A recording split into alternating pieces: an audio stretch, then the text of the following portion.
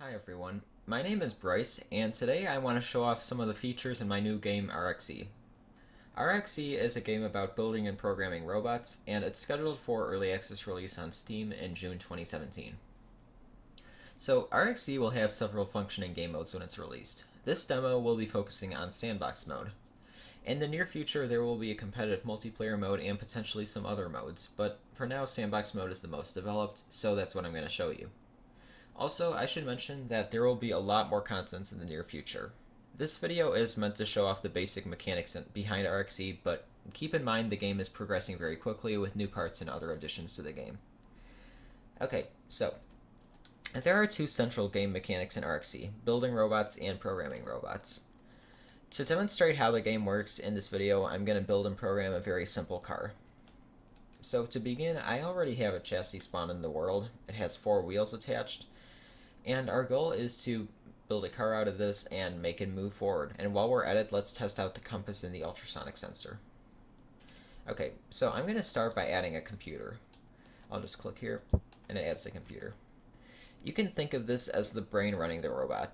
The computer can receive input signals, run programs, and send output signals. In addition, it has a text display, and it has 3 buttons for selecting the current program and starting and stopping the current program. So I'm going to add a compass in the front of the car up here and an ultrasonic sensor back here. The compass obviously measures what direction the car is facing, and the ultrasonic sensor basically measures the distance between itself and the nearest object, so it would measure from here to the wall back here. Okay, so now we have to wire everything up, and to do that we just click on each object and click here, and basically we connect them to the computer. Plays a really weird sounding noise, but that's okay. Yeah, so once I connect all of this, we'll basically be able to read the inputs from the sensors and send outputs to the wheels. This is a little time consuming, but it all has to be done. Okay. There we go. Now the car is wired up, and it's basically we've built the car. So now we have to program it. RXE has a built-in visual programming language called RxLang, which is how we program robots. To start, I'm going to create a new program. Let's just call it file name because we're stupid like that. I have a bunch of programs and I'm just gonna create a random name. Okay, so now we have a blank program, and there are a bunch of buttons on the screen, and I'm going to explain those really quickly before we start programming. So on the right, we have a bunch of nodes right here. RXE is a visual programming language, so everything is based off of nodes and wires. So what we do here is we can just add a bunch of nodes by clicking on them in here, and I can scroll down, scroll up, that kind of thing. And then to connect these, we add wires. The wires basically allow you to send information from one node to another node. So yeah, that's more or less that's like the backbone of every program. And this allows you to select all the nodes. Down here we have a coordinates panel, which basically shows the mouse coordinates. So here it's like, this is kind of 0, 0 right here. And then this would be increasing x, and then this would be increasing y. So this is especially useful if you have a really large program and you're like up in positive 100, negative 50 or something, and you're trying to figure out where you are. We also have a bunch of buttons up here. These are like for opening programs and saving them. Undo, redo, that's all pretty obvious. And then here, you might not be able to see it, but it allows you to either start the program once or run it every frame. If you want to run it every frame, that's if you're doing something that you need to keep looping over and over again, but that's for more complicated programs. Okay, so what I want the car to do is I want it to go forward for 5 seconds, and then I want it to stop. And then in addition, like I mentioned, I want to read the ultrasonic sensor, and I want to read the compass and display those on the screen. So to do that, we're going to start by adding a constant node. I'll just drag this up here. I'll explain what this all does in a second. It's easier to explain it once I've actually put everything in. Let me put these here, I can kind of zoom in a little bit. Okay, so These are wheel nodes, and they basically allow me to control individual wheels on the robot. And I don't remember if I think I mentioned it. These are basically there are 4 different ports for output, and I want to control them all. So I'll have ports A and B over here. I'll have ports C and D over here. This allows me, like, if I want the car to turn, I can make some wheels go faster than other wheels, that kind of thing. I just don't want them all to be connected at once. So let's have the car go forward at 70% speed. It can go from negative 100% to positive 100%. Okay, so I take the 70 and I basically connect it to here. And this is telling the wheels to go at 70% speed. Technically it's torque instead of speed, but it doesn't really matter.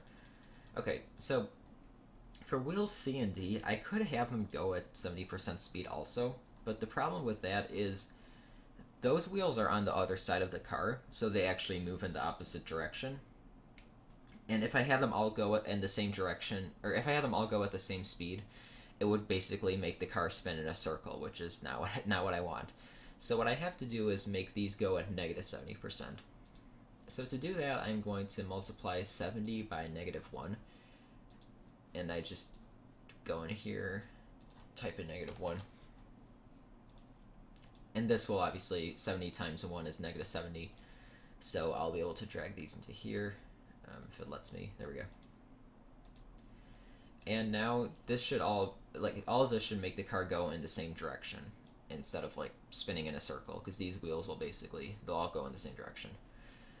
Okay, so this allows the car to move forward, but now what I want to do is make the car wait for 5 seconds and then stop. So to do that, I'm going to go down here. This is a wait node, which allows you to wait however long you want. And then I can go here, type in 5, and just drag this into here. Hopefully you're kind of getting the hang of this. If you've programmed in like NXTG before, LabVIEW or any of that, this is very similar to all that. Just like the way wires are organized, or even like Unreal blueprints, all that stuff is pretty similar to this. Okay, so then what I can do is, because this waits for 5 seconds, and then what I can do is take every wheel and set it to 0. I can do this and this. So yeah, this is pretty self-explanatory. Apologies if I'm not talking very much while I'm doing this. I'm just trying to explain what I'm doing and then doing it at the same time, and it's kind of hard. Let me do this. Wow, I cannot click today. That is really annoying. Okay. So now this will basically tell all of the wheels to go at 0% speed, so it's basically telling them to stop. Okay, so what we've done so far is we have the car go forward at 70%, then we have it wait 5 seconds, and then we have it go, we basically have all the wheels stop. And I don't know if I mentioned this, but it goes from top to bottom. So whatever's up here is run first, and then this is run last down here. That should be pretty self-explanatory. Okay, and the last thing I want to do is display the ultrasonic and the compass readings on the screen. So to do that, I'm going to add a text display node, which I can just drag down here. This is an ultrasonic node, and then compass node is like way at the top. I really need to organize these when I release the final program. Okay, so the compass was connected to port A. I don't know if I mentioned that, but that's what it is. And then ultrasonic sensor was connected to port D. So let me do this.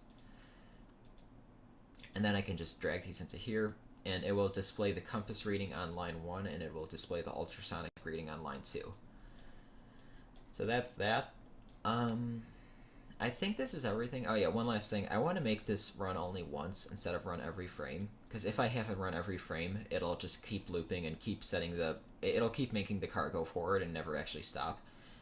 And I don't want to do that, because then the car is just going to run away from me and I won't be able to stop it. So I think that's everything. It goes forward at 70%, waits 5 seconds, and then it stops it, and then it reads the compass and ultrasonic sensor and displays it. And it only starts once. Yeah, okay, so this is the entire program right here. So I can go ahead and save that. Exit out of here. Now our next step is actually running this. So what we can do, this car is kind of bouncy sometimes, but that's alright. what we have to do is click this thing and we can select what program we want. So we want to run file name because that's a really creative name, and that's what I decided to name this thing. Okay, so I'm going to push the car over kind of like in this direction, because if it goes forward it's just going to hit the wall and stop moving, and that's not going to be really interesting. Let me try and push this without glitching it too much. Unfortunately, there isn't really a way to fix the glitchy kind of stuff, but that's alright. It works fine. Let me push it a little this way. I'm gonna like totally mess it up. Okay, so now what we can do is try jumping on the car without... Oh, I screwed it up. Okay, hang on a second. So now I'm standing on the car and it's not like aiming in some weird direction. But okay, when I hit the green button here, when I click that, it's going to start the program. So like I said, it's going to go forward for 5 seconds and then it's going to stop. And then it will display the ultrasonic sensor and the compass sensor on the screen. So here we go. It also plays a really boring beeping noise, but whatever. Okay. And it's not going to stop immediately. The car has to slow down a little bit, but it does stop pretty fast. There we go. So now, if I try to jump on the car without like flipping it or something. Okay, so 334 is like the direction the car was headed, which is, you know, like this is 334 degrees right here. So it's pretty accurate. 138 is the distance from this sensor to the nearest object, so it was probably like this wall right here, or this wall, one of the two. Point is, the readings are accurate, so this thing works just fine.